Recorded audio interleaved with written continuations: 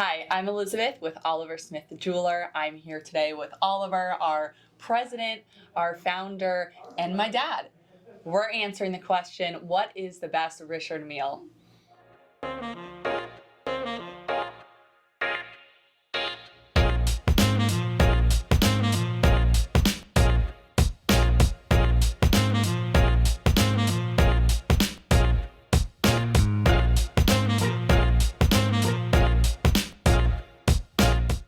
So I looked back at our records and I just kind of wanted to get an idea of how many of the RM11s we've actually sold, 1101 and 1102, and we've actually sold 17 of them brand new. This particular watch that you're looking at today, I really like it because I think it encompasses some of the classic watchmaking, a really nice balance, a really good color. Some of the other RM11s that I really like too were the Le Mans, because it had a blue inner ring around it, like a baby blue, which is really cool. Pretty.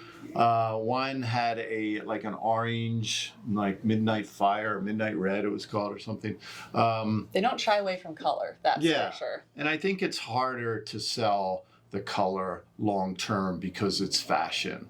The one thing I really like about this model in the titanium is that it really does not blend into heavy fashion, as you will with some of the other brands of there was one called a White Ghost too that was kind of cool and tough to get. I haven't seen that very often. This particular piece we sold in 2016, and I'm not sure when we got it back, that when we sold it again, and then we just got it back again. And the progress has been kind of remarkable, because originally I believe the Chronometric Date titanium was $111,000 in 2014. I have an old price list here for the RM11. For the 11 titanium. Okay. And then it went to an annual calendar, and it was $152,000, which this is the annual calendar one here. Okay. And now we're asking $335,000, I think, for this particular timepiece. That's quite a jump. It's quite a jump, and it looks fantastic. You know, condition has a lot to do with it. The skeletonization of all of their watches was really important. Amazing. Really drove this interest in these watches to such an extent, and it was a nice size too. You also see here in this video of an RM10 that I'm wearing during a commercial that we ran. I think it was about 2013 or 2014. And I love that watch. Unfortunately, somebody made me an offer for it that I couldn't refuse, and I ended up selling it. I've been trying to buy it back. I think I sold it for $35,000 at the time. I tried to buy it back for $85,000. Now it's $115,000.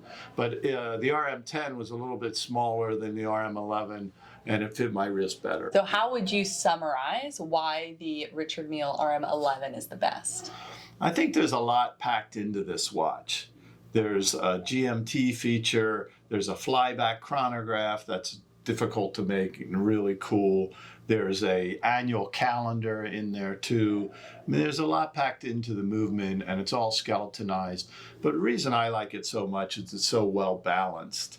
I think that in watchmaking, art has come into play much more over the last 10 years. And what you're seeing here is a spectacular combination from a fantastic design to a fantastic movement that has stood the test of time at this point to hold up in everyday wear. So I really like it for that reason. I also like it because it's available. There's a lot of watches that you just can't get because the production was so small. Back in the day, Richard Mille was making 3,500 watches. And I think there was 1,500 coming into the United States at that time, and it's probably bumped up a little bit since then. Sure. But if I sold 17 of them, and there was 10 dealers in the United States that have sold 17, there's at least 170 watches around that guys can trade in, and that makes it a marketplace, makes it a little bit more fun. Not so difficult to get, and more accessible. If you've got the money for it. right? If you have the money for it, Yeah, exactly. as far as Richard Mille goes. I remember back in 2018, I took a trip to Los Angeles to see John Simonier from Westheim, who was the U.S. distributor, as I mentioned earlier. And he was remarking to me that the Richard Milles, you're going to be able to sell them a couple times, Oliver, that people are going to want to trade up or trade in and do some other things. And it had been a part of our business at that point, but not as great as it is now. And that was very much a prediction that has come true. So if you have a piece that you'd like to trade in, we'd love to talk to you about it. Or if you want to sell it outright, we'd love to talk to you about that too. He needs Just his give us a call. RM10 back. Don't forget it. I need my RM10 back, yeah. All right, well, Come on. What about it? This has been fun. Thank you guys for watching. Comments, leave them below, and make sure to subscribe to get more content like this. Thanks for watching. Thank you.